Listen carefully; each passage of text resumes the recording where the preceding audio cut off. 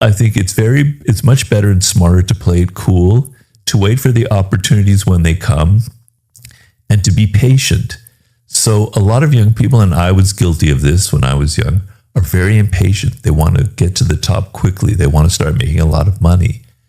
And the goal here is not to get a raise right away, to make a lot of money, to get promoted. The job is to learn skills, to observe how people are, to observe the power game, and to master it early and slowly by observing what's going on around you and not being in a hurry to impress people. So that's how I would navigate that. Has there ever been a time in your career where you've kind of made the choice, it is Robert's time to outshine the master or betray? Well, honestly, I've never had a job in my whole life for more than 11 months. I've had like over 50, 60 different jobs, which doesn't say good things about me. I'm very restless. I don't get along so often with people in these situations. But I can remember I had a job in the 90s for a television show. I won't mention the name because it's rather embarrassing to me, which television show this was.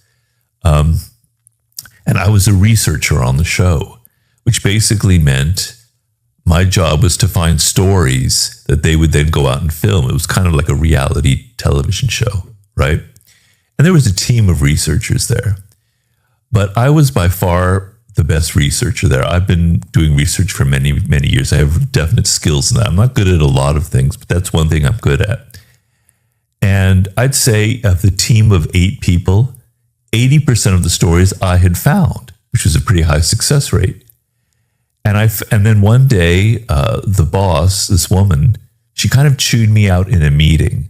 Like, Robert, you've got an attitude. You're not paying attention. This is very important that you listen to what's going on in this meeting. And it was a very boring meeting.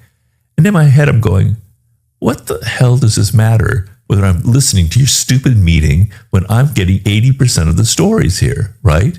Isn't that more important than pretending to listen so closely to your dumb meeting? Well, several months later, I was fired. And I was fired basically because of that kind of attitude, even though the results were there. So I violated the very law that I'm telling you about right now. But at that time, I didn't care because I hated that job. So they fired me and I was fine with that. I went on to my next job. That's not a good attitude for a lot of people in this day and age. I wouldn't advocate that you feel that way.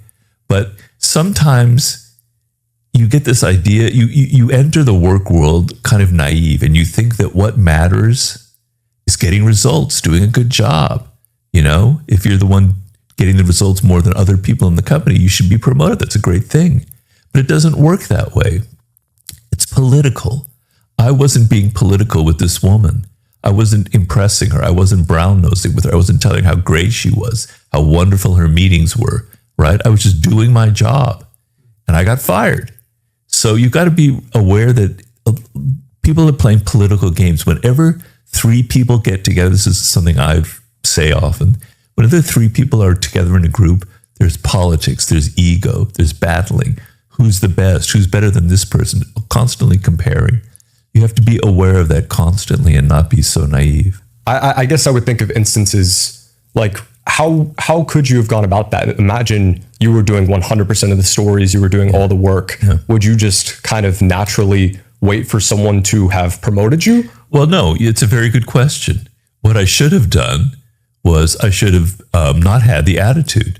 I should have done my job and listened in the meetings and played the political game and say, yes, Miss Weinstock, her name, yes, you're great. I'm really grateful for this job. I would have been able to keep the job and I would have been promoted. But the problem was I hated the job. I hated the politicking. I've hated it my whole life. So I probably unconsciously wanted to be fired.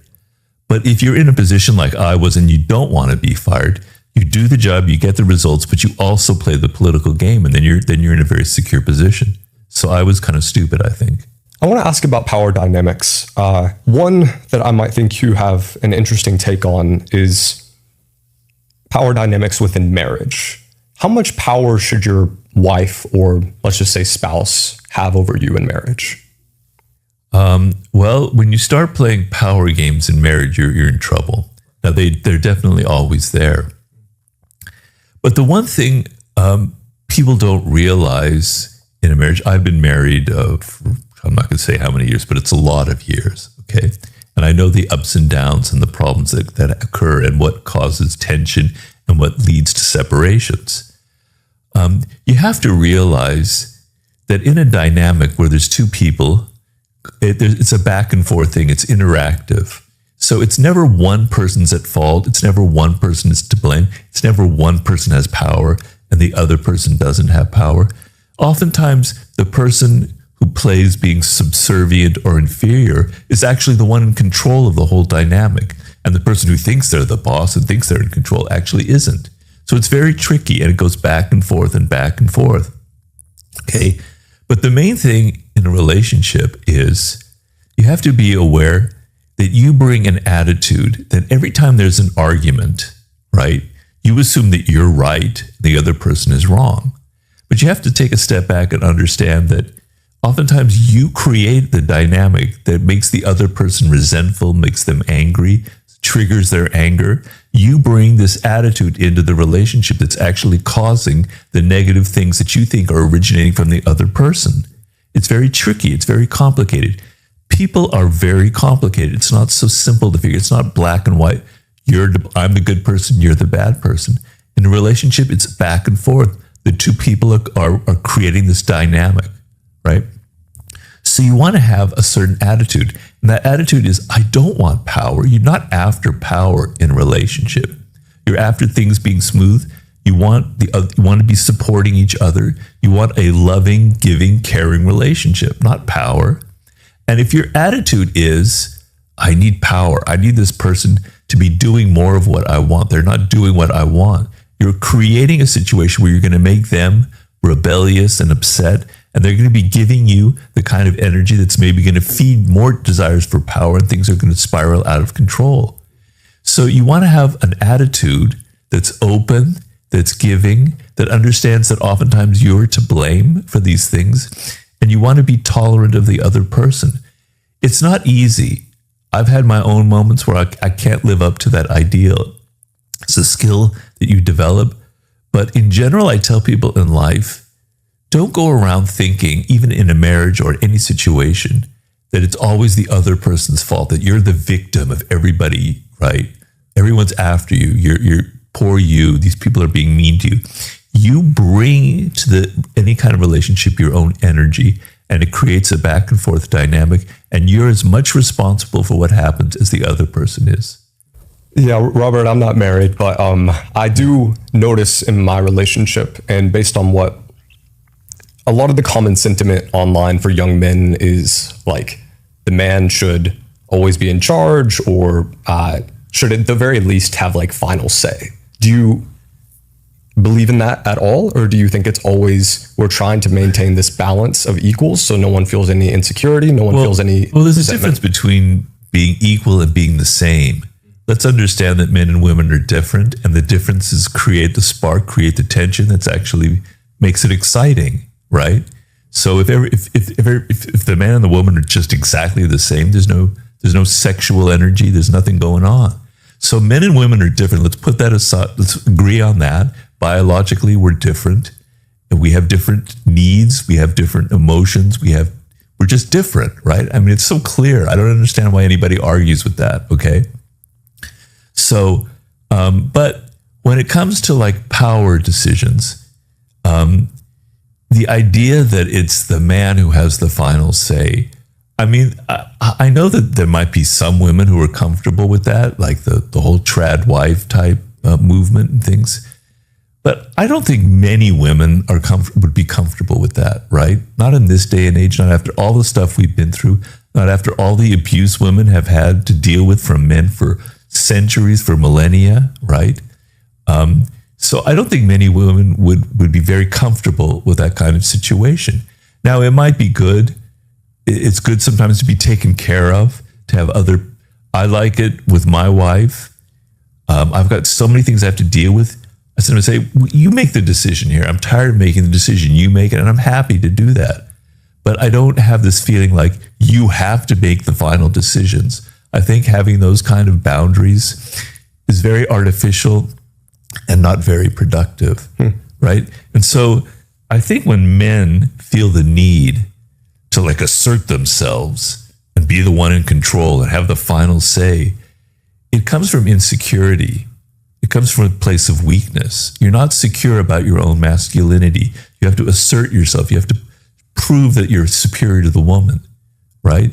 And you need to adjust. You need to be aware of these kinds of things. You need to not feel so insecure, and you need to respect the other person, respect their boundaries, and not feel like you have to have the final say, the power in a dynamic. I think that's very deadly. I think it's going to lead to a very unfulfilling relationship. I think that's great advice.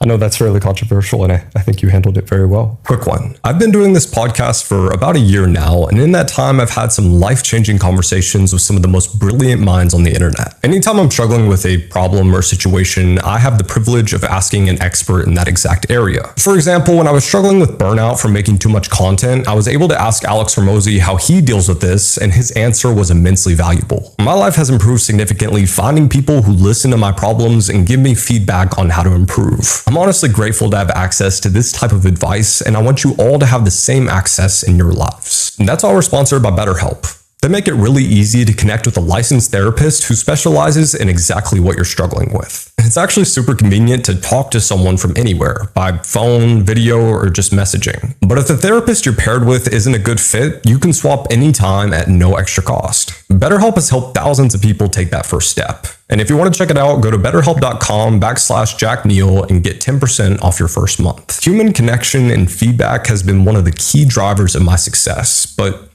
you don't have to hit rock bottom to reach out. Anyways, back to the podcast.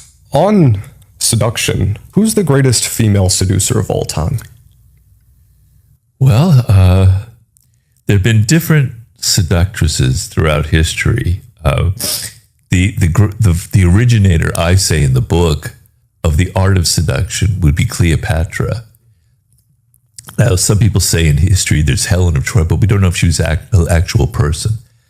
But if you think about Cleopatra, as far as we know, she wasn't the most beautiful woman. They have this legend now that, you know, the most beautiful actresses play her in a movie. She's just so incredibly beautiful. But actually, we have some images from coins. It's the only images we have from her. And she had a bit of a nose, she had a bit of a beak, and she didn't look ravishingly beautiful. And in fact, the actual documents of the time never describe her that way.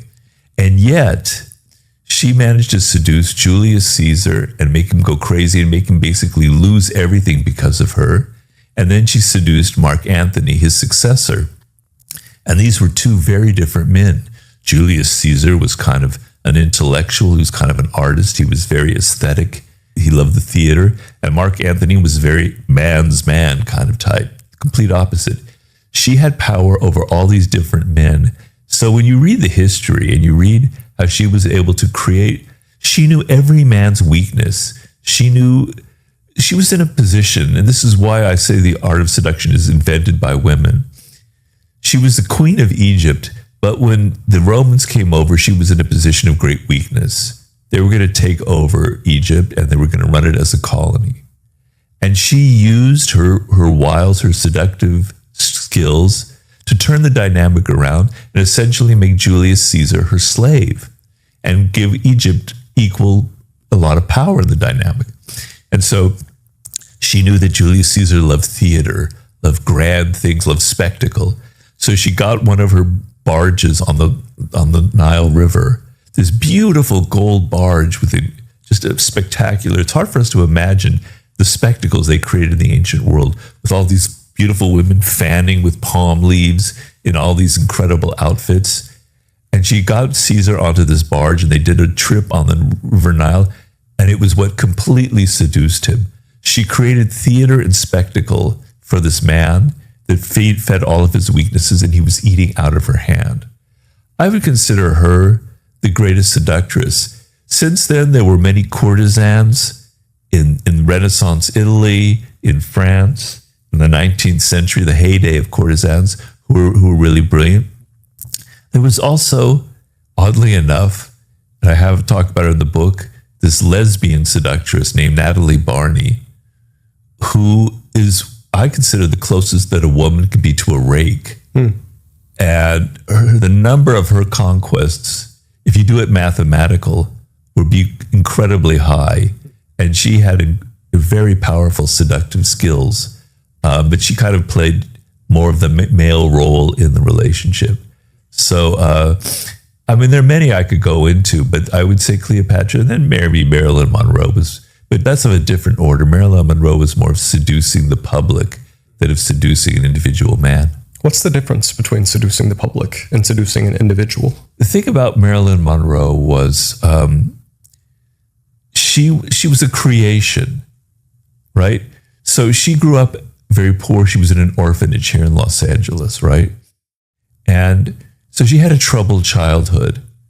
And she realized when she was like 13 or 14, I think she wore to school a kind of a tight sweater. She was already pretty developed at that age. She noticed all the men looking at her. Boys, she realized she had this power. She came from a bad background. She had no other power except her physical charms. And when she got in front of a camera at an early age, it was like she was always kind of starving for love because she didn't have a parent. She didn't really have a mother and a father that looked after her. She was always sort of starving for love. And that quality of people who want love more than anything is what often makes people charismatic. Because when they get out in front of a public and they talk in the public, you can sense that they want your desire, that they want you. And it's a very powerful feeling.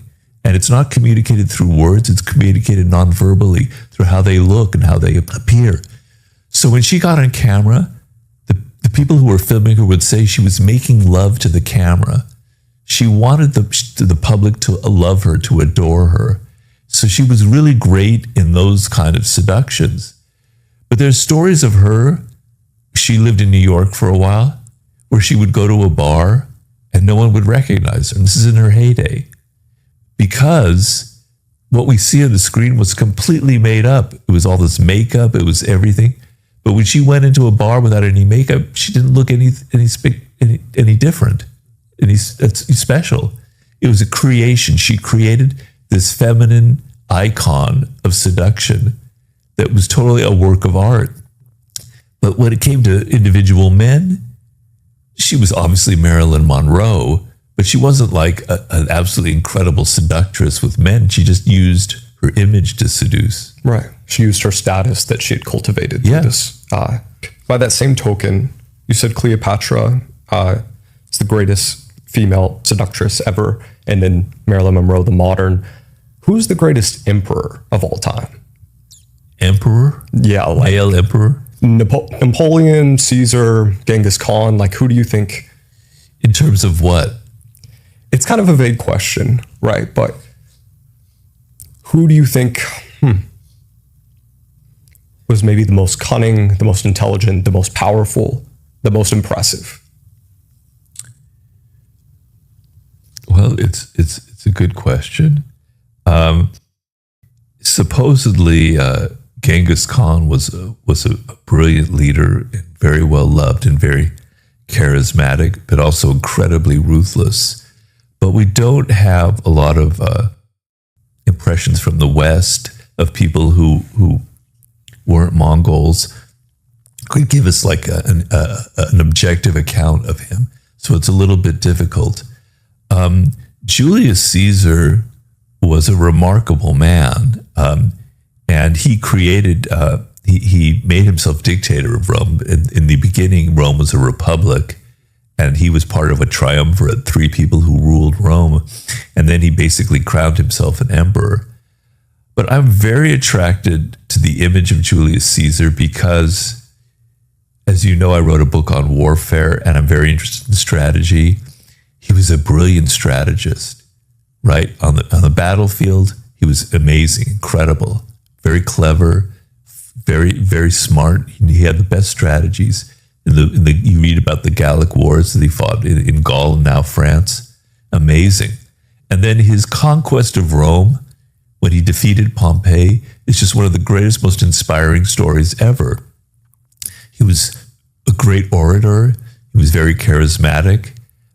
He was loved by his soldiers. He was brave, but he had a weakness, and he had weaknesses, and Cleopatra kind of revealed that.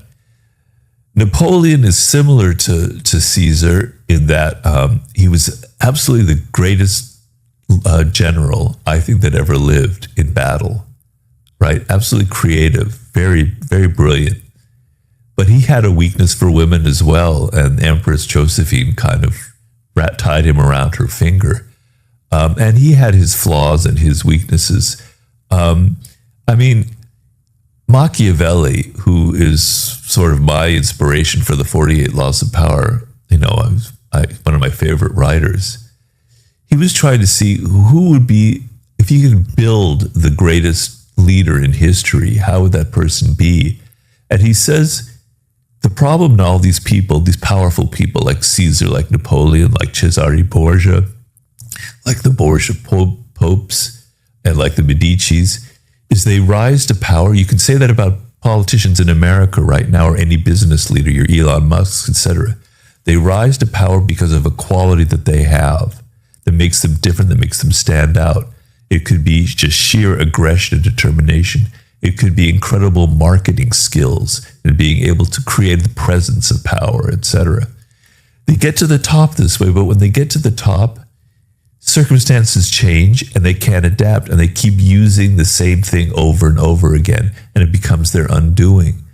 So a great emperor, a great leader, which I can't think of very many, is somebody who could change, who could adapt and could become somebody different, who's a bit of a chameleon.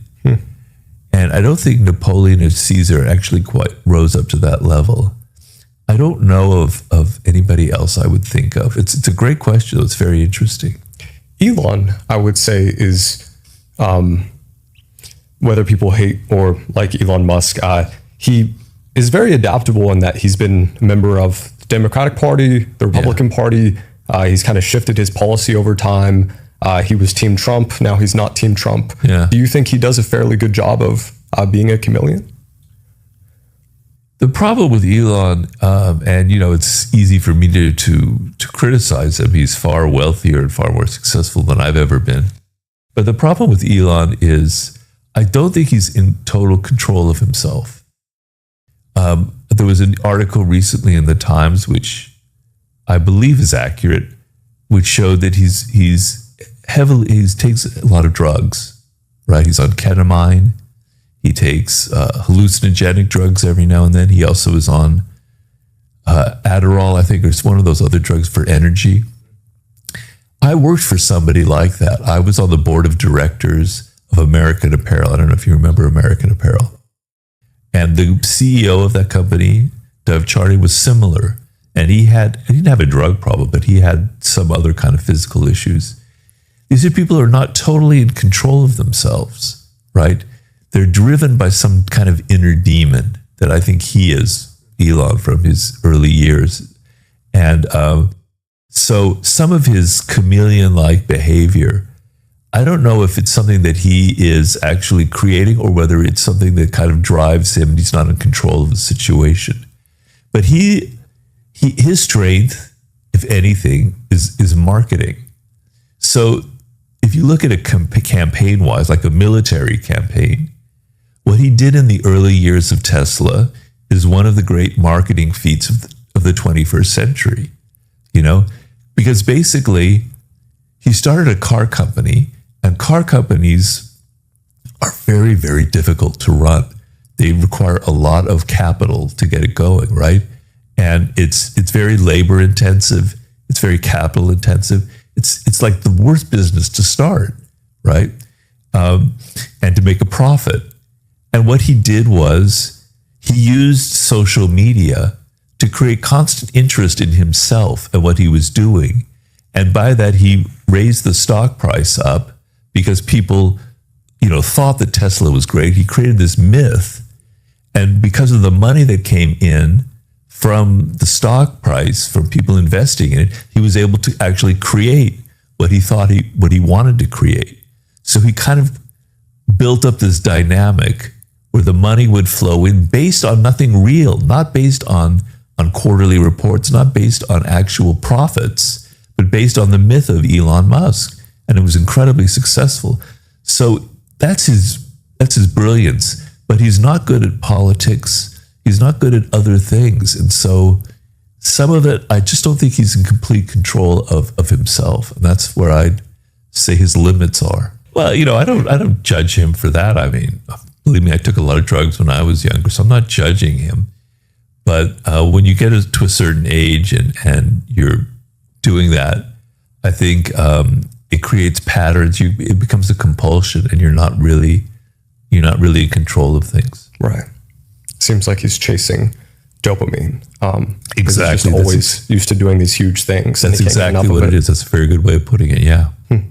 In the laws of human nature, you say we are masters at self-deception, and we often lie to ourselves. What lies do people tell themselves every day? Well, on the most elemental level, I try to tell people that you don't know who you are. Okay? So you have to begin from this position of ignorance where you don't really know who you are. And if you begin from that position, then you can stop lying to yourself.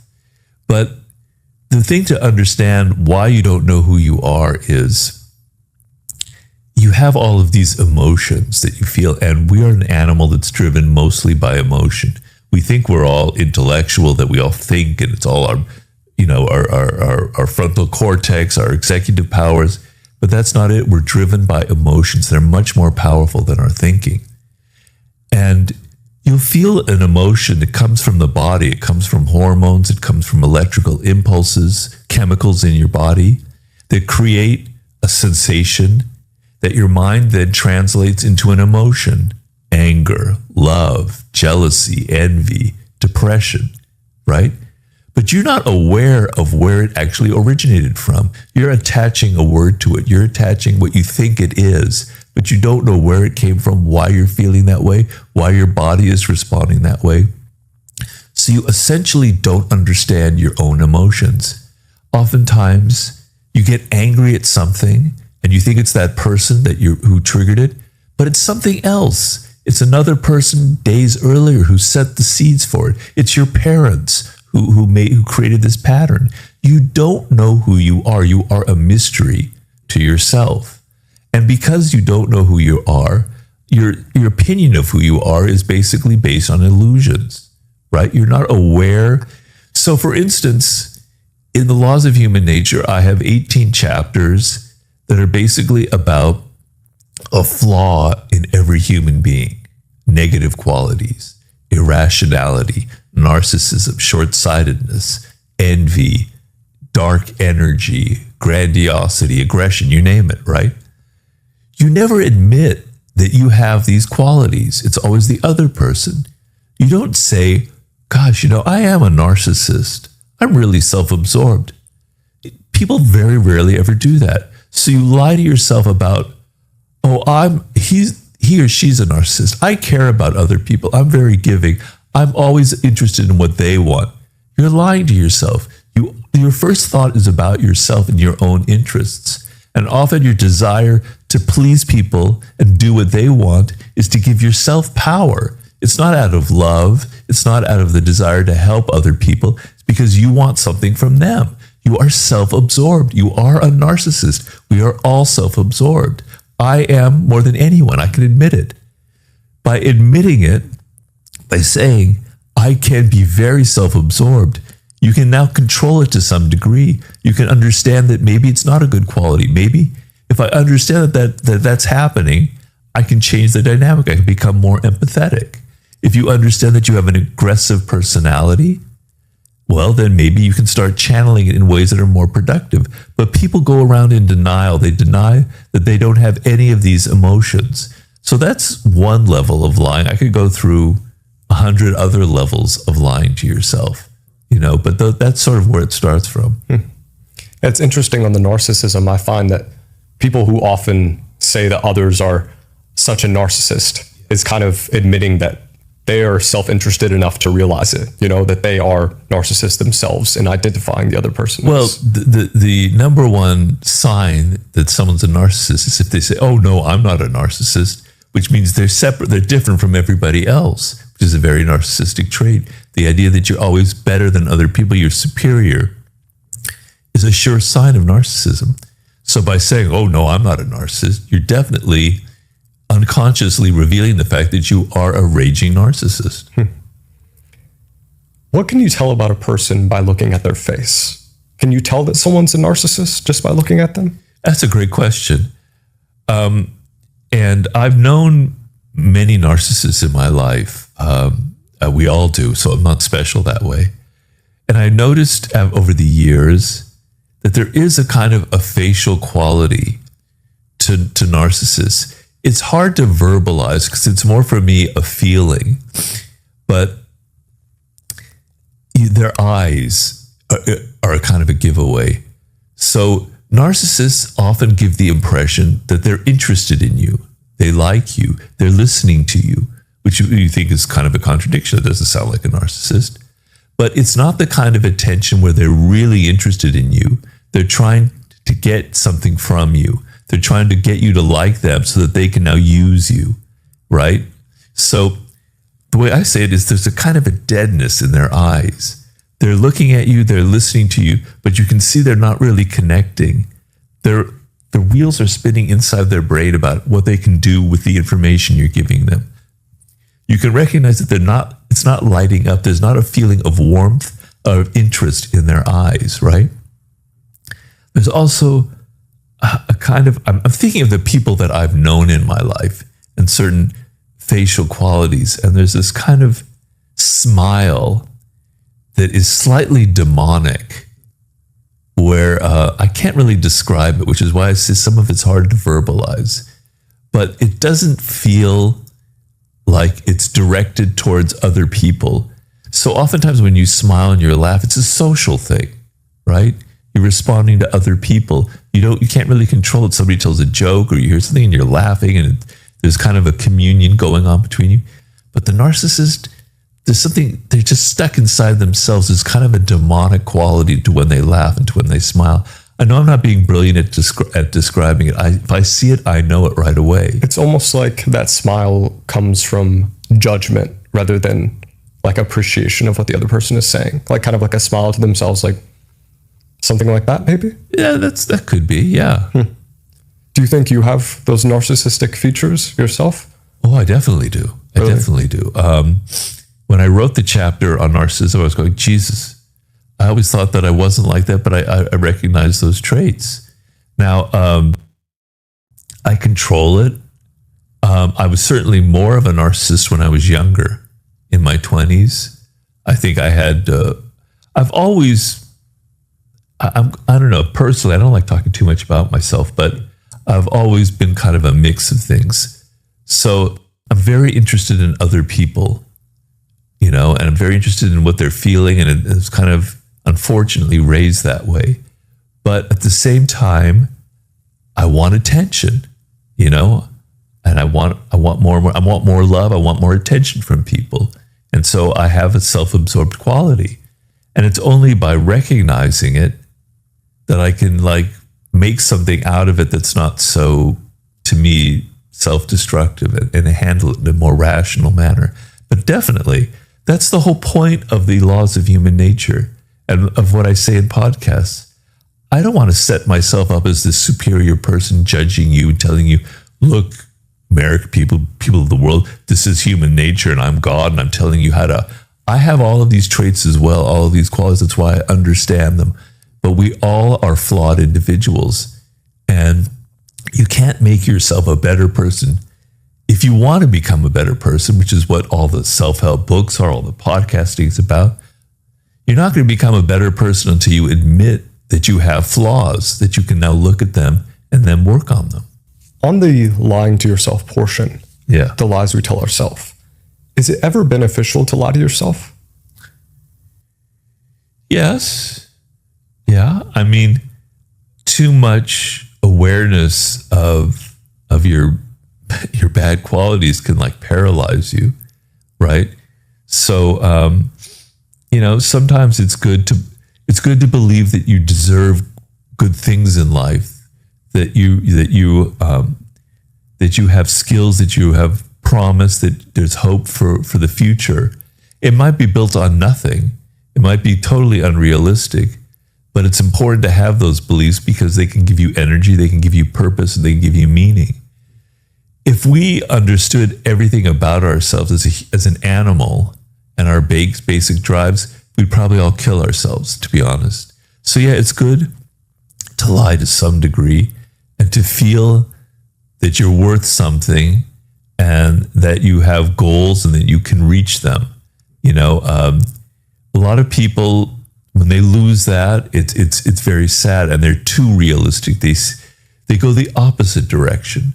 So we either overvalue ourselves. God, I'm so good. I'm so brilliant. People love me. We overvalue ourselves, or we undervalue ourselves. I'm just a piece of shit. I'm not worth anything.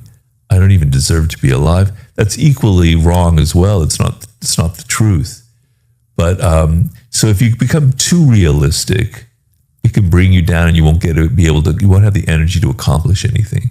So you have to have some degree of self-love, which is the origin of narcissism. I say there's the healthy narcissist. The healthy narcissist does love themselves, is self-absorbed, but they're able to channel that love into art, into creating things, into a podcast, into a relationship. That's a healthy narcissist. Saying it's a spectrum, maybe. Do you think a lot of people high in narcissism lean toward art as a means of channeling their narcissism? Is that common? Well, it's another good question. A lot of really great artists, famous writers, painters, musicians, filmmakers are definitely narcissists, right? And you have to be to some extent, because you have to be inside your own head, inside your own images, your own dreams, your own visions, and you believe in them strong enough. The world is a tough, mean place. People want to bring you down constantly. It's not easy to create a film or a book or anything like that, because people are so damn critical, right? They want to bring you down. And so you have to have a lot of self-belief in this world to get ahead. You have to really be able to shut out all the crap people throw at you. My wife right now, she's a filmmaker. She's directing a film in Europe. She's dealing with all that stuff.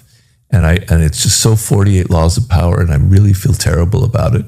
But particularly in the film industry, which I know pretty well, people are awful. To create your vision of a film, you have to be very tough. You have to be narcissistic. A lot of business leaders are narcissistic because to get to the top, you have to have that level of self-belief, and you have to have charisma. You have to be kind of an Elon Musk, right? Or like this guy, Dov Charney, who was the CEO of American Apparel. So a lot of high-functioning, high-level people are narcissists. Some of them can control it, and they channel it into something productive, like a good business, like a work of art.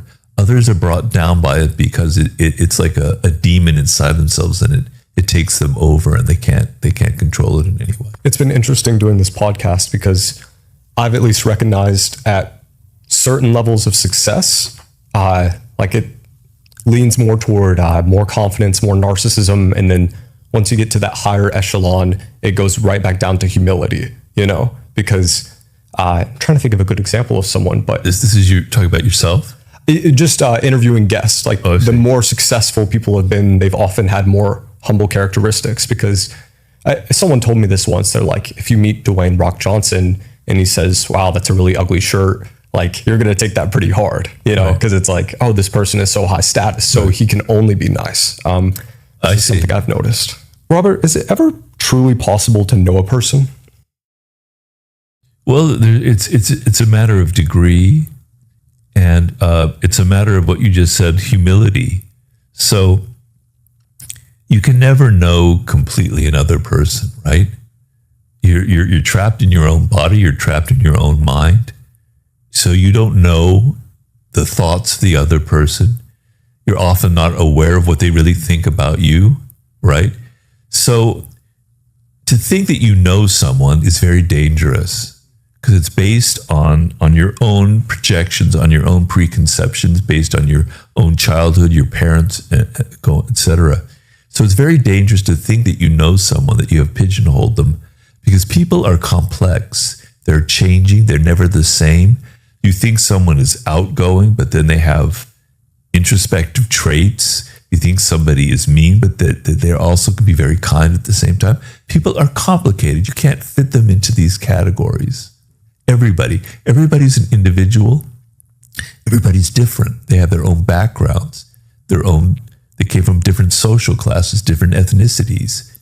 It's arrogant to think that you ever know anybody. So you have to begin from this position, almost like Socrates, of complete ignorance. I don't really know them. And then you kind of can start to maybe understand to a better degree who they are. Now, I can't understand, or I can't be inside like my wife's skin. I don't know what she's thinking, but I can know what she's feeling. And it's a different thing because we're intuitive. We can pick up the moods of other people, but we don't usually, it's a skill that you develop. But you sense that someone is upset or someone's excited, and there's cues and you can feel it in their body language. And so you know in that moment when you said something, it upset them. And then you can analyze what happened. So I said something and I picked up upset body language. What is it that I said? Did I trigger an insecurity? Did I make her feel like she did something wrong? What is it? Then from that knowledge, you can begin to maybe understand her insecurities, her weaknesses, what her world is like. But the most important thing I like to say in that score is when you go to see a movie, you're interested in the character because you don't know them. They're a stranger, and slowly things are revealed about who they are, and it's exciting. You know, they're evil, they're good, they're a mix of these things. That's what makes you want to watch the movies, the characters involved, right? But we have a hard time translating that into real life. And I want people to think of the people they interact with as characters in a movie. They are strange, they are weird, they have their own fantasies, their own dreams, their own childhood traumas, their own childhood joys, right? And just as you get inside the character in a film, you want to get inside the skin of other people and understand what makes them tick and what their world is like. And it's infinitely interesting because people, as I said, are weird. They're strangers. They're like alien creatures. And it should be exciting to try and understand more and more about them. But never, ever have the belief that you're going to know people completely. They're always going to surprise you. They're always going to elude you. There's an element of mystery you can never get behind.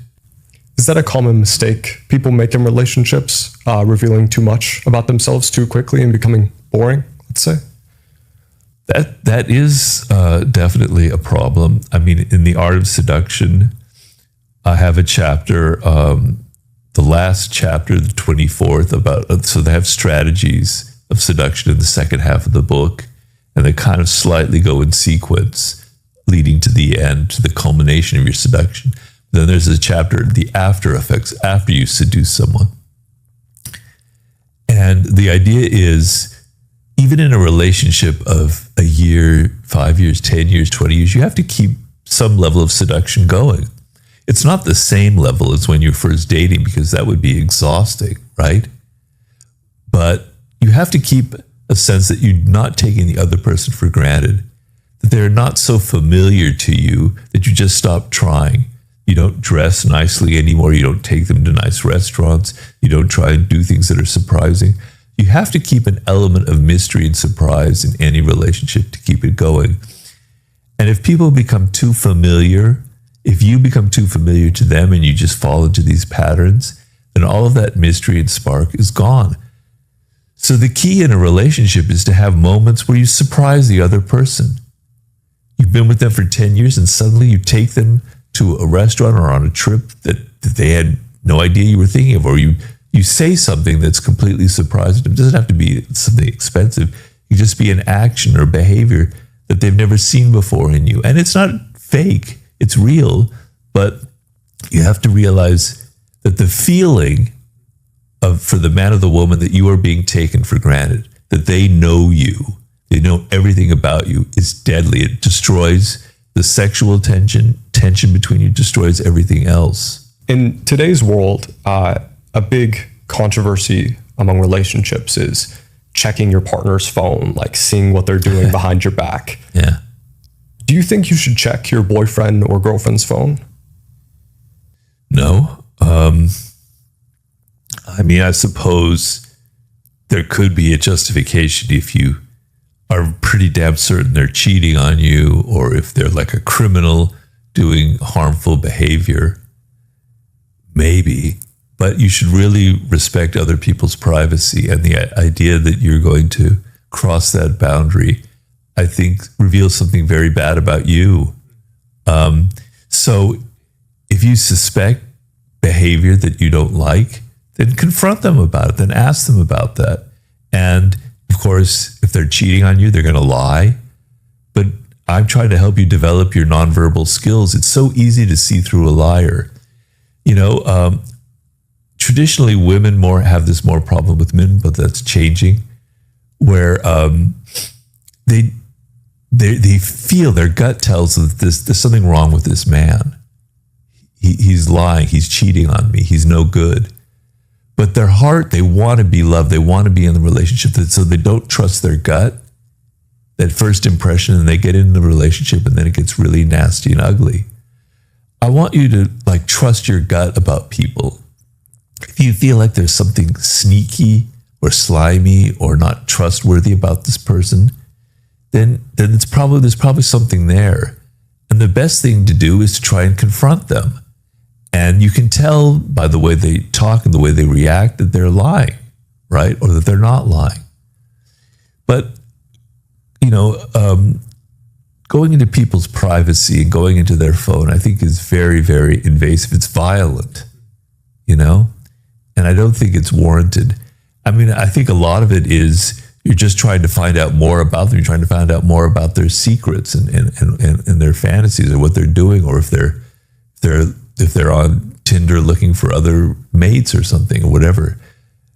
I think you just got to resist that kind of thing and respect people, and not feel like you're given license to spy on them in some way. I think it's very dangerous. If you feel the need to check someone's phone, it's because you went wrong at an earlier point. Yeah. Establishing some type of boundaries or communication, or vetting out the person fully, perhaps.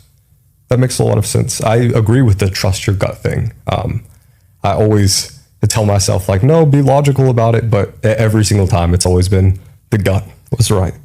Yeah, you oftentimes, when you first meet somebody, it's a very strange thing. Because when you meet people for the second or the third time, it's not the same, right? But when you see them the first time, there's a weird energy going on because they're a stranger. And strangers, there's something straight, there's a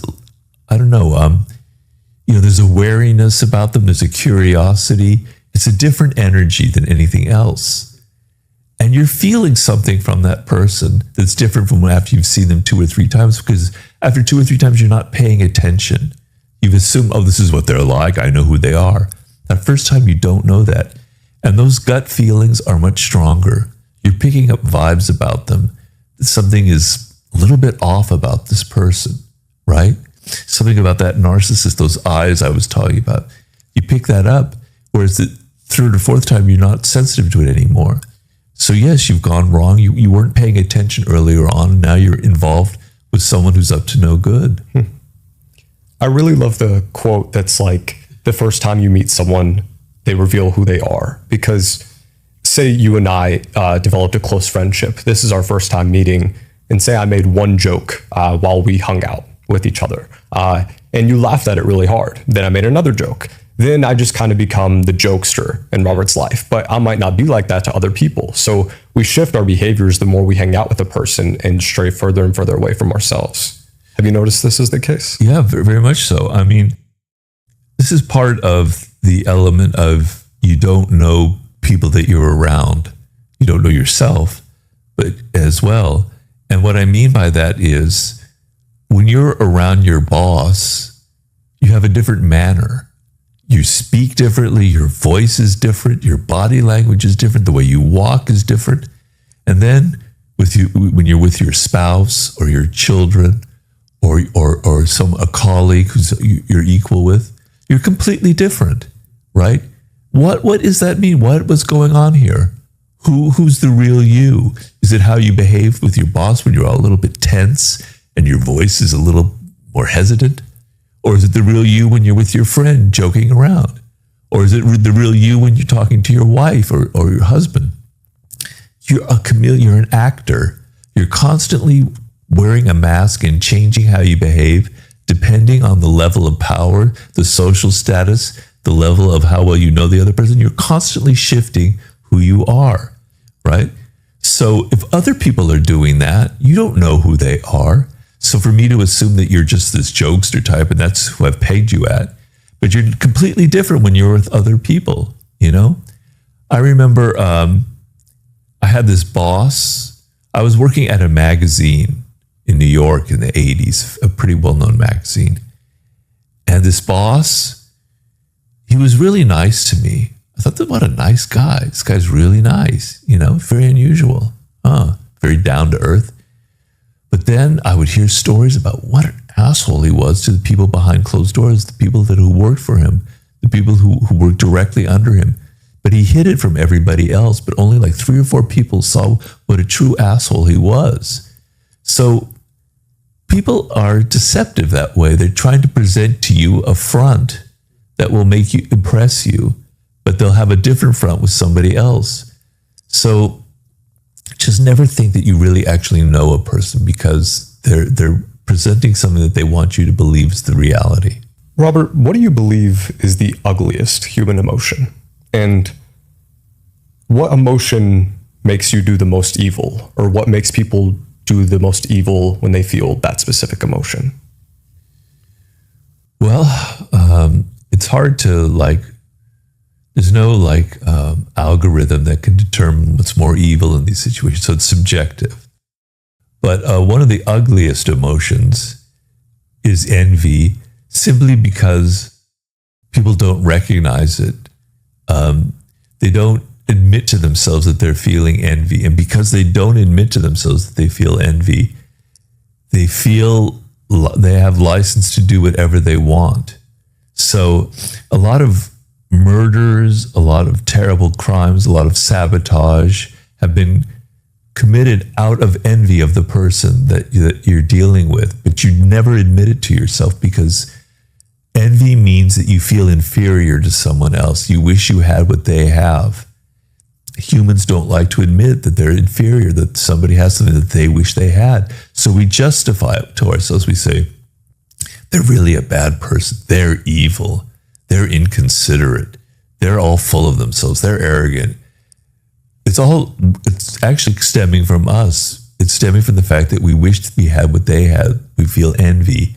And because we justify it as it's their problem, we're now justified to commit terrible things to them, spying on them, hurting them, sabotaging them. I have stories in The Laws of Human Nature of the great Mary Shelley, the woman who wrote Frankenstein, and how she was a magnet for envy. Some people are magnets for envy, and they're magnets from envy because they're so good. They're so successful. They're smart. They're beautiful. They're witty. They've got all these good qualities. Everybody, a lot of people hate them and envy them. And she brought this woman into her life who was so friendly and nice. And that's what envious people are often do. They often ingratiate themselves so that they can hurt you. And this woman ended up stealing her husband from her, who was the famous poet, Shelley. He ended up dying in an accident. She basically ruined Mary Shelley's life, destroyed it through envy, right? And finally, it took a long time because Mary Shelley didn't want to acknowledge this, but finally she realized that this woman is evil, downright evil, right? So envy can turn into a very evil, destructive emotion. It's not always that. There's passive envy where I myself feel envy for a great basketball player who could do things that I could never do because I love basketball. I was never very good at it, but God damn it, I really envy Kobe Bryant, But I don't do anything about it. I love him. He was my hero. But so there's passive envy where you kind of envy, I've talked about this before, but Ryan Holiday, I was once his mentor, and now he's incredibly successful. He's younger than me. He's better looking than me. I could feel envy towards him, and I do, and I admit it. But it's passive envy. I don't act on it. But people who are very insecure and feel envy are capable of very evil things. The other emotion that can lead to evil actions are people who are so certain of themselves. They know the truth. They know what is going on. They know the answer to everything. Because they know what is happening, they're willing to do anything, right? They'll take all kinds of action to prove that they're certain. But their certainty is not based on anything real.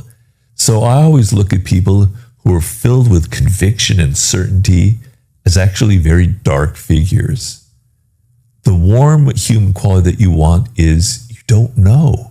You're uncertain. You're not sure this is exactly the right thing to do.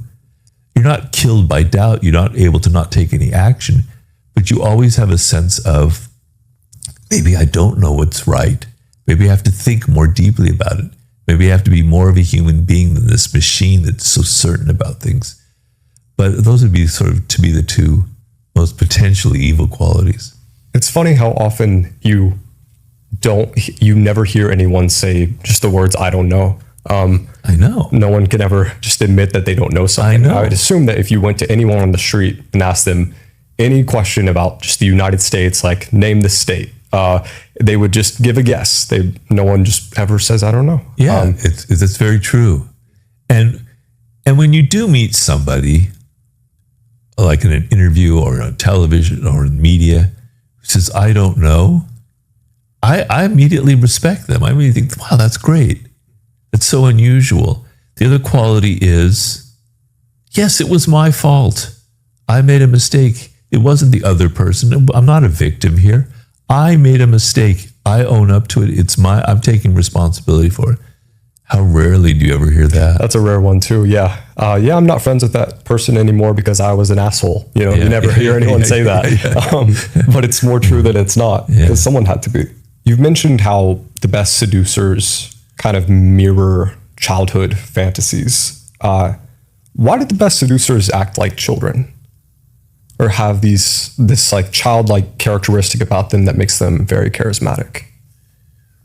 Well, not all of them do, but a lot of very good seducers do, because it's a very natural quality.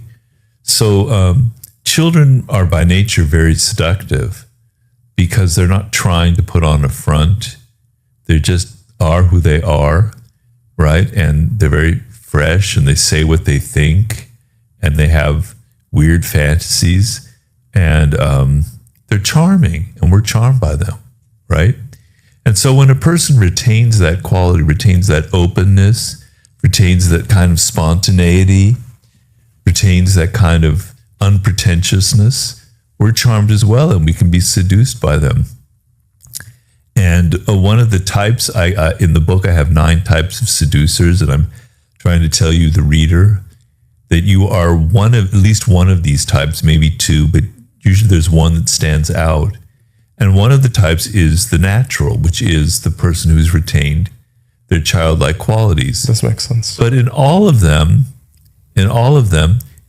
if the seducer seems too calculating, too cold, too in control, too trying to dominate and get sex or get a favor out of it, it's sometimes easy to see through, and it's not very seductive.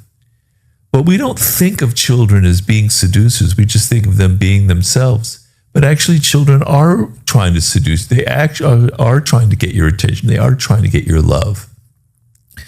But if you make it seem like you're just a natural, like you're just naturally who you are, then people won't realize that you're seducing them. You can get away with a lot. Whereas if you're so cold and calculating, and it's so clear you're making moves, so clear you read Robert's book and you're following this, idea and that one, then people can see through it. I remember in the early 2000s, the whole pickup artist thing was sort of taking off. And they had all these strategies that they would use, like negging and things like that. And they reached a point where I would talk to women and they say, I've seen that strategy used on me so many times that I could see it coming from miles away. It completely lost its effect because it was so clear, it was so obvious. So the whole game of seduction is to make it seem like you're not seducing. And having that kind of childlike quality will conceal all of your strategies, all of the tactics that you're using. And maybe you're not even using a conscious strategy. You are just being who you are, which is ultimately the most charming quality of all. I've actually, I think Mystery might be the person you're referring to. He was kind of the founder of all this. His kind of wingman or so, I've actually been out with that guy to bars. And way back, maybe like a year and a half ago, his name is Baxter. And he does quite well with women, but it's not because he does a little bit of the negging thing. But the main thing I realized from him is how playful he is. Yeah. Like he makes it feel like fun, kind of maintaining that childhood quality that you just mentioned. But it's a fine line. You have to make it feel like it's naturally fun, not like you're trying, not like it's something you've learned or something. The worst thing for a seducer is to apply the same strategy twice to a different person. Oh, this worked before, so I'm going to do the same thing. So it's not going to be very playful if you've got like a shtick. This is how you appear playful for each woman. You've got to like adapt. You got to change. You got to, you got to be in the moment. It has to be fun for you. You can't just be trying to set up a situation where it's fun for them. Exactly. That's interesting. I think that's a mistake I've made in the past, maybe taking the same person to the same restaurant because I'm like, oh, I know they'll like this place. I've been here before. But at that point, I don't really enjoy it. Right. Yeah, that's good advice. To go to a bit of your background, you mentioned earlier that you had several jobs. You had jobs as a construction worker in Greece, an English teacher in Barcelona, a hotel receptionist in Paris. Yeah. While you were doing all those odd jobs, what were you thinking about? Well, I was in my 20s. So the first of them was I was working in a hotel in Paris. I was 22, fresh out of college. And I was just excited. I wasn't thinking too much. I was just so happy to be in Paris, to be away from home. And it was a Hotel Saint-André des Arts in the 6th arrondissement, where all the fashion models were staying. So imagine I'm 22, I'm from California, and there's all these like gorgeous fashion models staying there. It was like insane. I was having such a good time. Yeah. You weren't thinking about too much philosophy at that time, maybe. I was reading a lot. I'm always reading, but that's sort of when my interest in seduction kind of blossomed because I met a man there who was like an amazing seducer, and I kind of observed him. So I wasn't thinking too much. Those years in Europe, I really wanted to be a writer. I wanted to write novels, and I was like accumulating experience for that. So that was sort of in the back of my mind. Then when I was teaching English in Spain, that was later. I love Spain is one of my favorite countries, and I love the people there. And it was just a very happy moment in my life because I don't really generally like teaching, but these people were they were the best students you could have. And I just really loved being around them because Spanish people, you can generalize, so it's not, please understand that I am totally generalizing. But they're very warm. They're not. I had been in England before, where people can be very tricky. You never know what they're thinking. They say one thing and they're doing another. The Spanish people were very upfront. They say what they think. They do what they feel like. You can read them very easily. I felt very comfortable at ease with Spain. So that was more of that. When I was working in Greece, I had fallen very ill. I was in a hospital, and my life was sort of saved at that point, but I ran out of all my money. I had to get a job to get off the island of Crete. And one of the jobs was construction. It was just awful, awful experience. pulling nails out of pieces of wood and cutting yourself and everything. So each job was at a different kind of point in my life. But through all of it, what I was thinking of was I'm accumulating adventures that are going to turn into some really interesting novel. Right. And it never happened. That's a whole other story. Do you believe that's a good way to live life? As though you were the main character in a novel that you're writing and you should try to accumulate as many interesting experiences as possible? Well, there are lessons to be had there. Now, understand everybody's different. So I tell a lot of young people come to me, their careers are starting, they're in their early 20s, their late teens, and they want to know how they should approach those years, how they should approach if they're going to university and such. And I tell them, you shouldn't really follow what I did, but one thing that I did that I do advocate is having a sense of adventure, right? So what I don't like about what some young people do is they're in such a hurry to make a lot of money that they go join some big firm on Wall Street or whatever, where they get, immediately, that's what their life is going to be like. And they're 22, 23, and all the joy, all the excitement, all the fun, all the adventure, all the uncertainty is gone. I know it's different now for young people than when I was young. It's a lot harder. It's harder to get a good job. Jobs aren't so available. Things are much more uncertain now than they were in my day. It's hard to hold on to something for very long. The industries are constantly being churned up and you never know where you are. So there's more insecurity than when I was a young person. So I understand that and I'm empathetic. So I can understand why you would want security when you're in your 20s in this day and age, as opposed to when I was. I didn't want security. I wanted fun and adventure and weirdness. But I think you have to have some adventure because it sounds like a total cliche, but your youth passes really quickly. You don't realize it. You think you've got all these vistas of time, and then it's gone. And it's the best time of your life. You've got all this energy. Your mind is fluid. It's open. You're excited about people. You're following trends.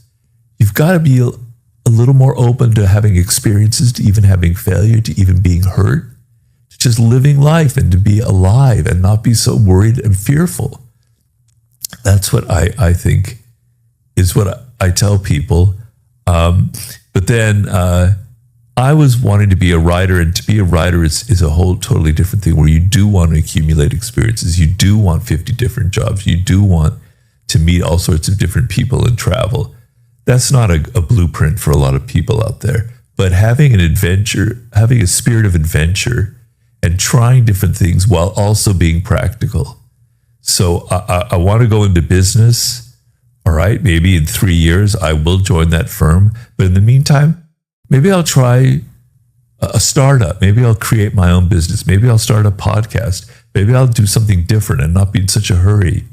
And then I'll learn something. And then maybe it'll be time to go to business school and follow that more traditional path. It's all about balancing certainty and uncertainty. And a lot of people just go down a path and never explore what could have been. I think that's really insightful. I'm curious, just from your personal experience, do you think that time passes quicker the older you get? Yeah, it does. It's sad. There's good things about getting older. I don't take things quite so seriously anymore. I feel calmer about life. And I personally have a sense of fulfillment and security that I didn't have when I was younger. So nothing is better or worse. It's just life. And so it has its advantages, but time does pass more quickly. And I don't have the energy that I had when I was younger. I had things that I miss terribly. And, it's kind of sad, but, I had such a good time when I was younger, and I kind of miss that. It's gone forever. But other things have taken its place. But time definitely passes more quickly when you're older, yeah. I mean, I've noticed that even at 23 years old, I'm like, wow, this last year feels a lot faster than it did in middle school. And I'm like, it's going to get faster and faster. Yeah, when you're a kid, the way I explain it, because I do a lot of meditation and I think about these things a lot, is that when you're a child, because a child, a day could feel like a year. So many things happen. I don't know if this is going to sound weird, but the space in between your thoughts can be rather large. So you have a thought, and then like a minute later, you'll have another thought. And in between that, time passes really slowly. When you get older, the thoughts come quicker and quicker and quicker. Now it's not like a whole minute. Now it's like less than a second. One new thought, another image, another memory, blah, blah, blah, really spinning faster and faster and faster. As that goes through your mind, time seems to speed up. You don't have those vistas of time that are kind of empty and open, which gives that kind of slow rhythm to life. You've got this sped up, continual thinking going on, half of a second, new images, new memories, new problems. I think that's why time speeds up. That's just my theory. I really like that. I believe as well that meditation is the space between words or the space between thoughts. It's those moments. And as we get older, we have less meditation naturally. Yeah. In 2018, you were stung by a wasp. Yeah. And this inevitably led to you having a stroke. Yeah. Did this experience change your perspective on vulnerability? And how do you view power differently after having a stroke? Well, I don't view power differently, but what did change was I lost control over my body. I was somebody who was very active physically. Every third day I would swim, and I would swim very long distances. The other days I would go on long bike rides, and then I would do some form of yoga or Pilates and stretching. Every day, or hiking, every day I was very active and physical because it took me out of my stressful writing period patterns. Suddenly I had no control over my body, something that I prized myself on. I wasn't an athlete, but I had, I could do a lot of things. I lost control over my body. I lost power on my left side. I still to this day have that. So it made me feel weak. It made me feel dependent on other people, where I was always independent. And it was a kind of a reckoning, because I can say one thing: I understand people in the world who don't have power much better. Although I have to say, for 38 years, until I wrote the 48 Laws of Power, I was not a successful person. So I've always understood what it's like to struggle in life, because I struggled for over half my life, and I'm in my 60s now. So, but physically weak, physically dependent, made me understand what a lot of people have to go through when they have no control over their body, over their work, over their future. It's a terrible feeling, and it gave me a higher degree of empathy for them. I had empathy for them, but it wasn't real. It was just like intellectual. Now it was physical. I really understand what it's like to be dependent on others. It's not a good feeling, and it's sad. And so in that sense, it kind of changed me. And then, you have to think of, like, was it destined to happen? What if that wasp had missed me? Because it's like, could have just flown right by. None of this would have happened. But then on the other hand, when I had my stroke, I nearly died. I was, my wife saved my life. I was driving a car here in Los Angeles. I came this close to dying. And it was an insane experience. I mean, I've had an experience that very few people have ever had, which is kind of a near-death experience. And it changes your mind. It plays with your brain. It plays with how you look at the world. It makes you understand what it means to be alive. So right now, I have this very weird-looking bicycle. It's a recumbent bike. It's basically a souped-up tricycle that is very light. I can go up these big hills. And I'm riding my bike, and everybody's passing me. Even 80-year-old grandmothers are passing me because it's not powerful. And I'm thinking, all these people, they take for granted their bodies. They take for granted that they can walk. They take for granted that they can bicycle.